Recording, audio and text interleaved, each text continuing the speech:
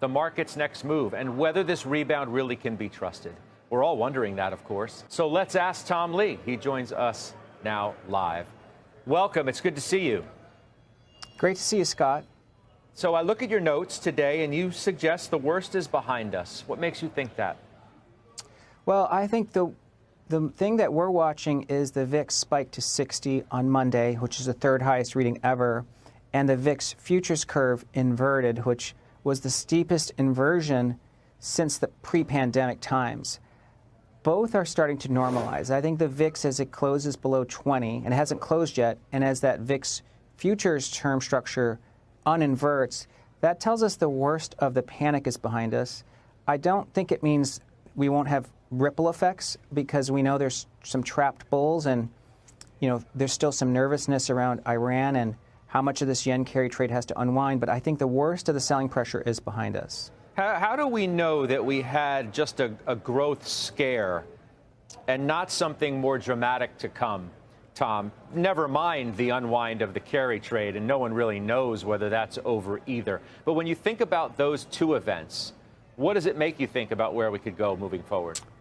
Well, I think investors, when it comes to the growth scare side, have something they can check every week, which is weekly jobless claims, because that's what was a positive surprise on Thursday.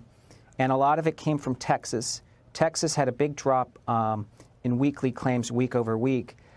The fact that markets reacted so positively Thursday to that jobless claims number puts me in the camp that that's one of the big drivers, because we had a better than expected claims number and then the market popped. I think the growth scare is what's on investors' minds. And next Thursday, they'll get another weekly claims number. And if that's also equally improving or stable, I think it's going to give people a lot more conviction. What about the unwind of the carry trade? I mean, there's no real tell as to whether that's run its course, and that seems to be, the obvious catalyst at the beginning of the week for positioning being well offsides, and it just needed to correct itself. Has it finished? Scott, that's a great question. Nobody knows how big that carry trade could be. I think there is a large insurance industry participation in that, and I did speak to some insurance executives this past week. As their view is, there's a lot of financial institutions that actually implemented this trade, but if it unwinds in an orderly way, it's not disruptive. It's just that if you have weeks or days like Monday or last week, the end of last week, that's very disorderly, and that gets very expensive, because these insurance companies have to take off these hedges, and then they suddenly have unhedged carry trades. Well, I just want to continue this. You suggest, if it unwinds in a messy way, there's no if. I mean, we saw at least the first reverberations from that unwind, and that was anything but orderly. What if there really is more of that to come, Tom?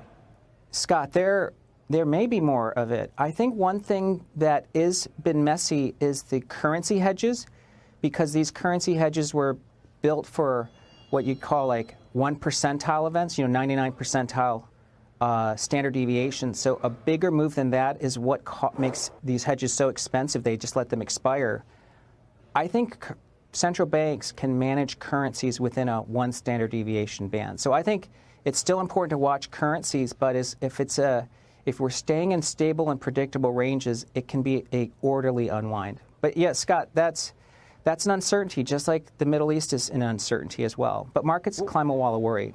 Yeah. What do you make of how this week began? Not with necessarily the market upset, but the commentary around it, whether it was Jeremy Siegel of the Wharton School suggesting the Fed needs to come out and do a 75 basis point cut in an emergency way. Of course, he walked that back with our own Jeff Cox yesterday evening. Ron and Sana at the beginning of the week suggesting the Fed needs to come out and say something that essentially we've got your back from a liquidity standpoint. Do they need to do something before September's meeting? Scott, I think both comments from both Ron and Jeremy Siegel are actually valid. But to me, what it speaks of is I think the markets and I think economists are no longer willing to deal with data dependence. I think they want a Fed that's more forward-looking, because that makes them comfortable the Fed could respond if conditions deteriorate. I think that's the kind of language I'd like to see disappear is we're data dependent, so that by necessity they're going to be very late. I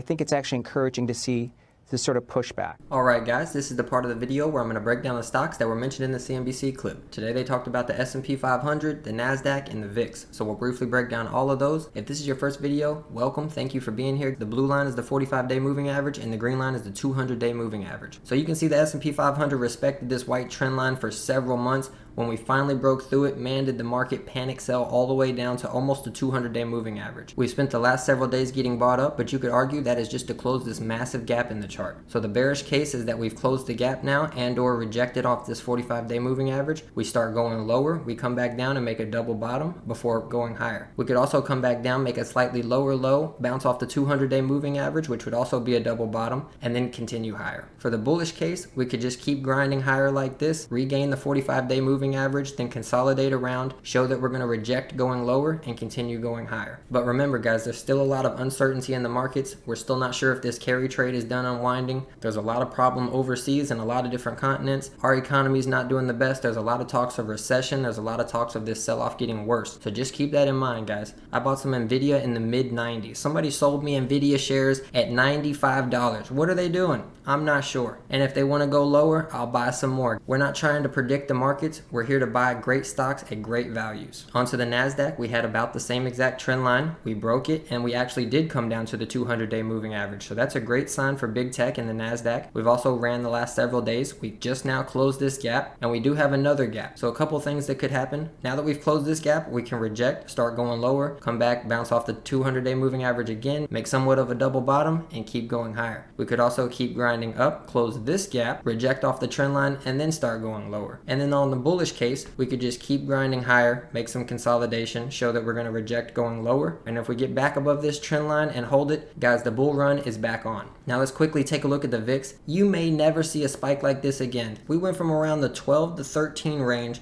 all the way up to 65 in a relatively short amount of time, guys. That is pure panic. If we look at it on the individual day basis, from Monday morning to Monday afternoon, the VIX had spiked over 180%. That is the most panic I've ever seen since I've been in the markets. You can even go back to the Rona crash when the whole world was supposed to shut down. Not one of these days even got close to 180% spike on the VIX. That is how much panic in context we just had on Monday. And look, ever since then, it's sold back off. People are getting more and more confident as the days go on. As long as we keep selling off, that's positive for the market. If we do start to hold this level, turn around and start making another breakout towards the upside, we could have a second or third panic wave. So just keep an eye on the VIX. You can see what the volatility is like in the market. The higher the VIX is spiking, the more panic is in the streets. And we all know the Warren Buffett quote, you want to buy when people are fearful and sell when people are greedy. There has never been a day where the VIX spiked this much, where there was this much panic since I've been into the markets. Leave in the comments if you were buying on Monday why everybody else was panicking out of their positions. And if the fear wants to pick back up and we have another sell-off wave, I'm going to continue to add to these stocks at better and better prices. Remember, these are just my thoughts and opinions. I hope you guys enjoyed the video. If you did, smash that like button and subscribe, and I'll catch you in the next one. Peace.